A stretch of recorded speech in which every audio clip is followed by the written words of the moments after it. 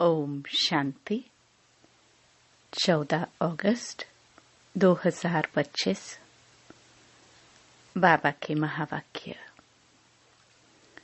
मीठे बच्चे, बाप से ऑनेस्ट रहो, अपना सच्चा सच्चा चार्ट रखो, किसी को भी दुख न दो, एक बाप की श्रेष्ठ मत पर चलते रहो।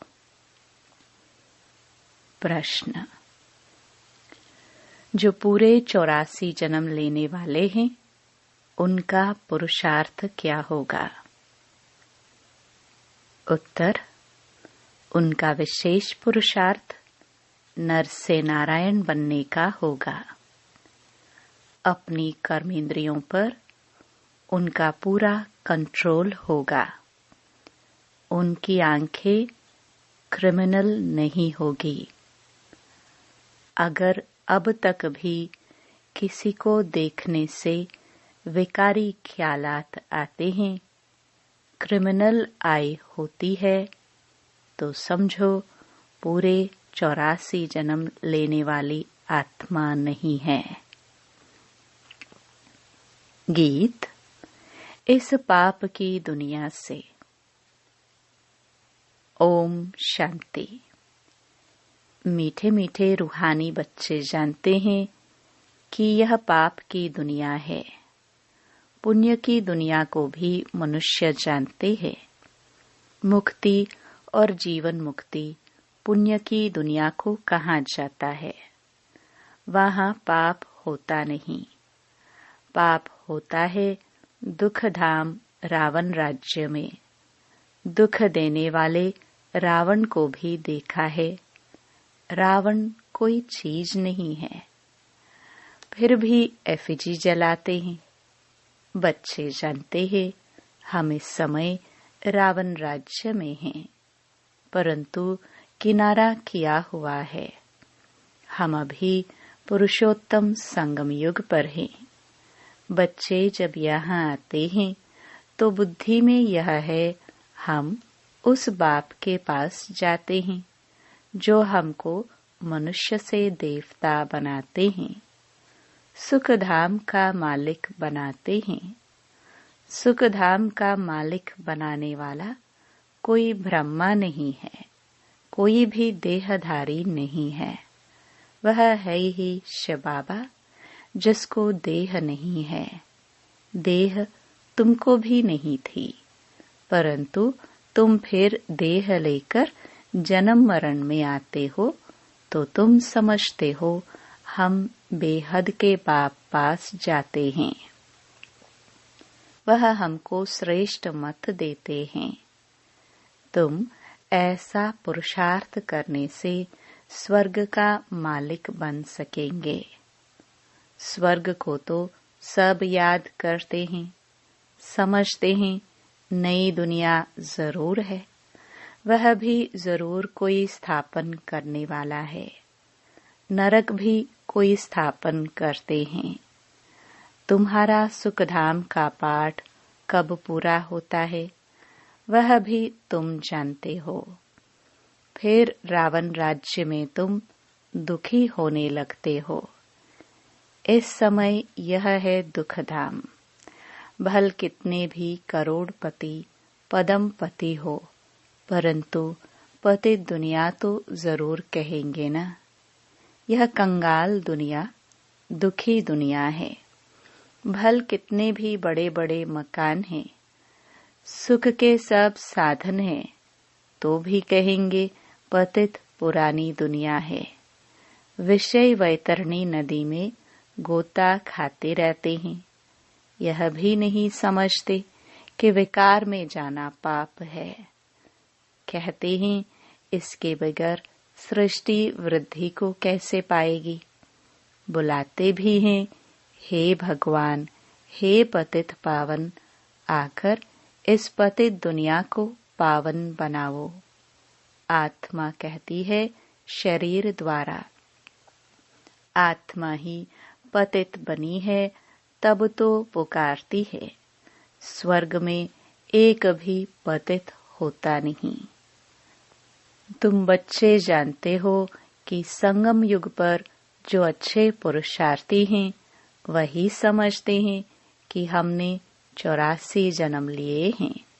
फिर इन लक्ष्मी नारायण के साथ ही हम सतयुग में राज्य करेंगे। एक ने तो 84 जन्म नहीं लिया है ना। राजा के साथ प्रजा भी चाहिए। तुम ब्राह्मणों में भी नंबरवार है। कोई राजा रानी बनते हैं, कोई प्रजा। बाप कहते हैं, बच्चे अभी ही तुम्हें दैवी गुण धारण करने हैं। यह आंखें क्रिमिनल है। कोई को देखने से विकार की दृष्टि जाती है तो उनके 84 जन्म नहीं कहेंगे। वह नर से नारायण बन नहीं सकेंगे। जब इन आंखों पर जीत पालेंगे तब कर्मातीत अवस्था होगी। सारा मदार आंखों पर है। आंखें ही धोखा देती है। आत्मा इन खिड़कियों से देखती है। इसमें तो डबल आत्मा है। बाप भी इन खिड़कियों से देख रहे हैं। हमारी भी दृष्टि आत्मा पर जाती है। बाप आत्मा को ही समझाते हैं। कहते हैं, मैंने भी शरीर लिया है, तब बोल सकते हैं। तुम जानते हो बाबा हमको सुख की दुनिया में ले जाते हैं। यह है रावण राज्य। तुमने इस पतित दुनिया से किनारा कर लिया है।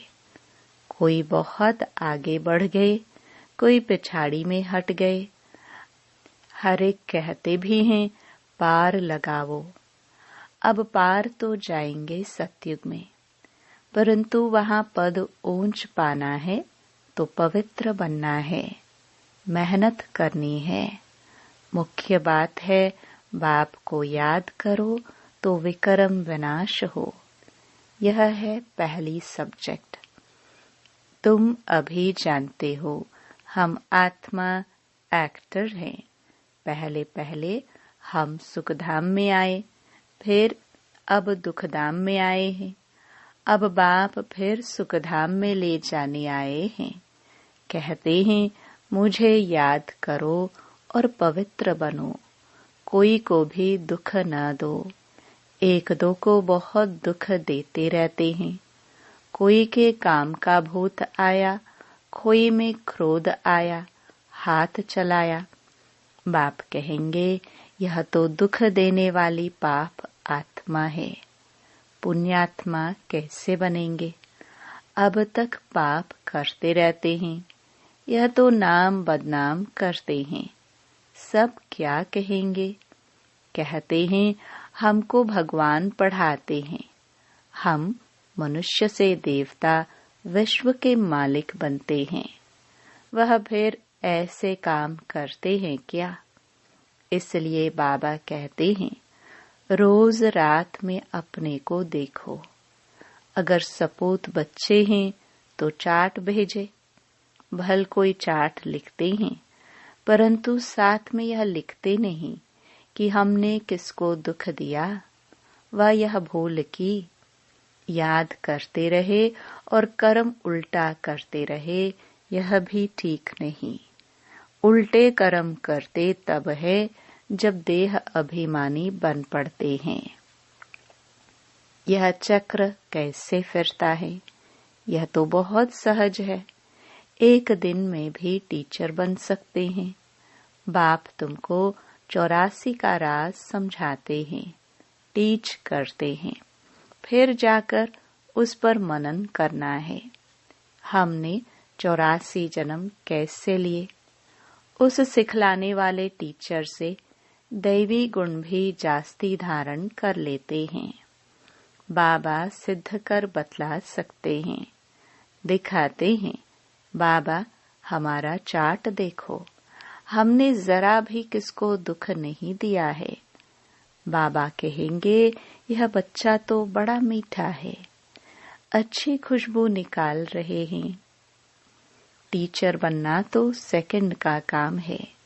टीचर से भी स्टूडेंट याद की यात्रा में तीखे निकल जाते हैं तो टीचर से भी ऊंच पद पाएंगे।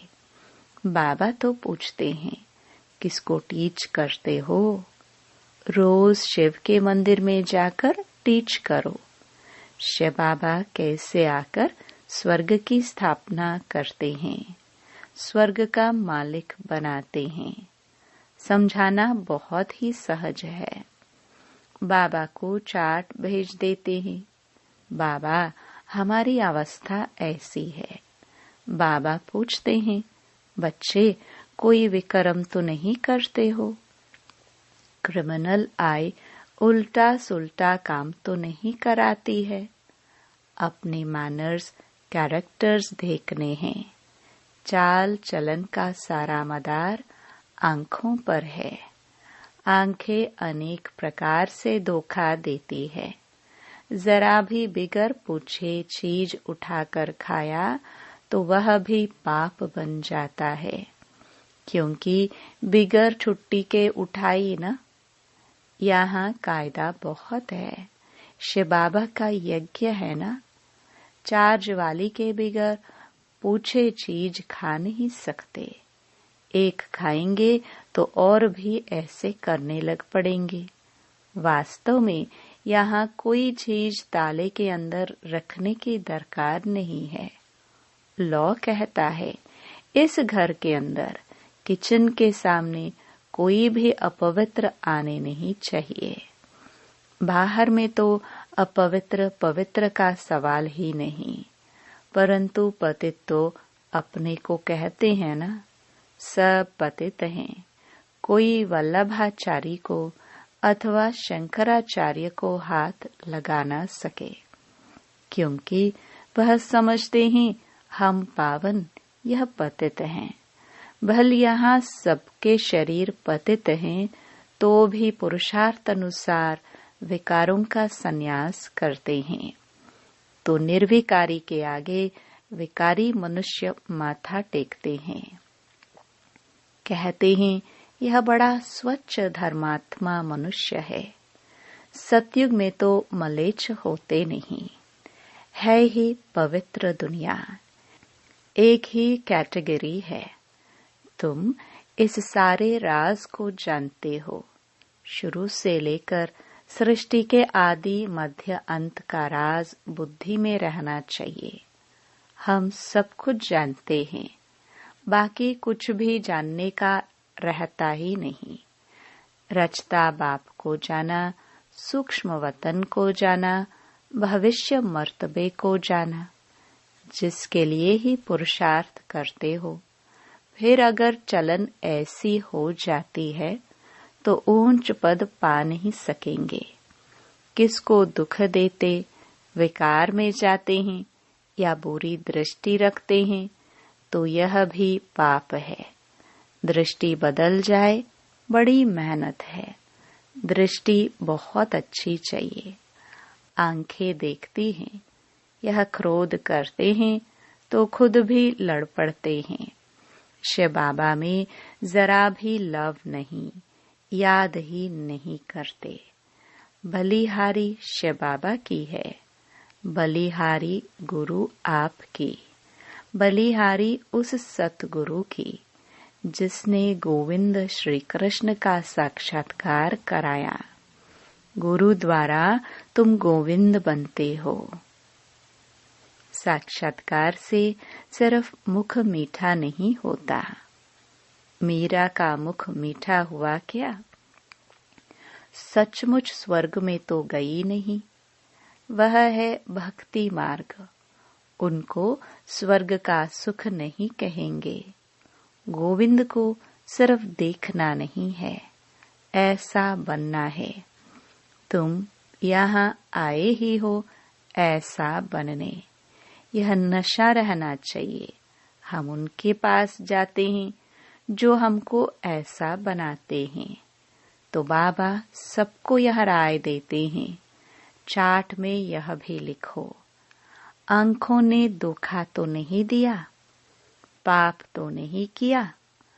आंखें कोई न कोई बात में धोखा जरूर देती हैं। आंखें बिल्कुल शीतल हो जानी चाहिए। अपने को अशरीरी समझो। यह कर्मातीत अवस्था पिछाड़ी में होगी, सो भी जब बाबा को अपना चार्ट भेज देंगे। भल धर्मराज के रजिस्टर में सब जमा हो जाता है ऑटोमेटिकली।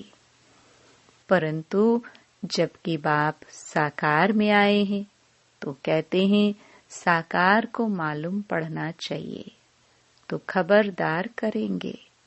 क्रिमिनल आए अथवा देह अभिमान वाला होगा तो वायुमंडल को अशुद्ध कर देंगे। यहाँ बैठे भी बुद्धि योग बाहर चला जाता है। माया बहुत धोखा देती है।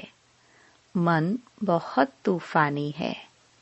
कितनी मेहनत करनी पड़ती है यह बनने के लिए।